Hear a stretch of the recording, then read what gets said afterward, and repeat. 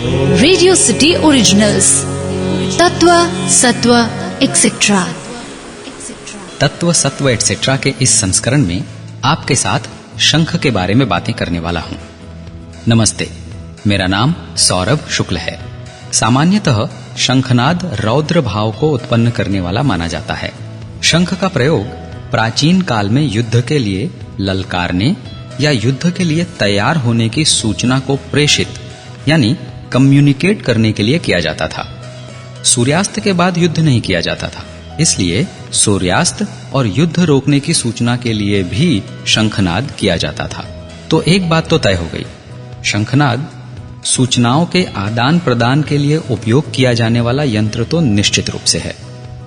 भगवान श्री राम की वानर सेना ने जब लंका को चारों ओर से घेर लिया, तब राक्षसों ने ढोल नगाड़ों के साथ शंखनाद भी किया।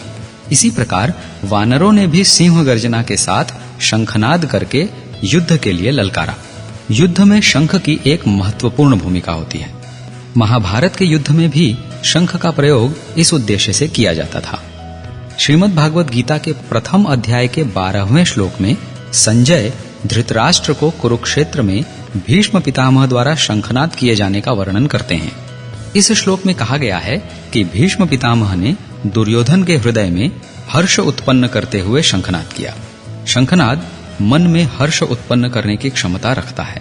हर्ष ही नहीं, उत्साह से भर देने और आत्मविश्वास में वृद्धि करने में भी शंखनाद एक महत्वपूर्ण भूमिका निभाता है। इसका कारण सरलता से समझा जा सकता है। इसके पीछे एक प्रकार का मनोविज्ञान भी है। शंख की ध्वनि मन मस्तिष्क में जोश उत्पन्न करती है और इसी कारण उत्साह का संचार होता है, जिसके फलस्वरूप आत्मविश्वास में वृद्धि होती है। यही कारण है कि प्राचीन काल में युद्ध प्रारंभ होने के पूर्व ढोल नगाड़ों के साथ तीव्रता से शंखनाद भी किया जाता था। श्रीमद् भागवत गीता के प्रथम अध्याय के 14वें श्लोक में कहा गया है कि भीष्म पितामह के शंख बजाकर युद्ध प्रारंभ करने की घोषणा करने के बाद भगवान श्री कृष्ण और अर्जुन ने भी अलौकिक शंख बजाए।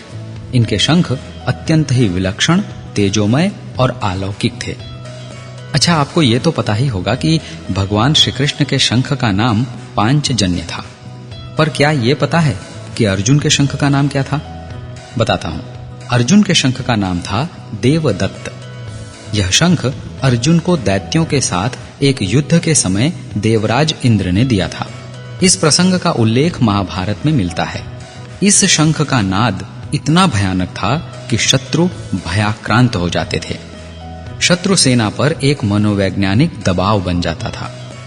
इसी प्रकार युधिष्ठिर, भीम, नकुल और सहदेव ने भी अपने अपने शंख का नाद किया, जिससे शत्रु सेना पांडवों की एकता, वीरता और शौर्य का ध्यान करके उनकी शक्ति का स्मरण करे। मतलब मनोवैज्ञानिक दबाव। चलिए, आपको इन सभी के शंखों के नाम भी बतला देता हूं। युधिष्ठिर के शंख का नाम था अनंत विजय। भीम का शंख बहुत बड़े आकार का था और बड़ी भयानक ध्वनि उत्पन्न करता था, इसीलिए उसका नाम महाशंख था। नकुल के शंख का नाम सुघोष और सहदेव के शंख का नाम मणिपुष्पक था। लगभग सभी हिंदू परिवारों में शंख पूजा के स्थान पर रखा जाता है। हम इसका पूजन भी करते हैं और समय समय पर शंखनाद भी करते हैं। तो क्या हम किसी युद्ध की घोषणा करते हैं? अरे नहीं भाई, शंखनाद से उत्साहवर्धन और आत्मविश्वास में वृद्धि भी तो होती है। करके देखिए। शंख के अनेक वैज्ञानिक पहलू हैं। उन सभी के बारे में दूसरे भाग में बातें करने वाला हूं। आप ये शंखनाद करने का प्रयोग अवश्य कीजिएगा।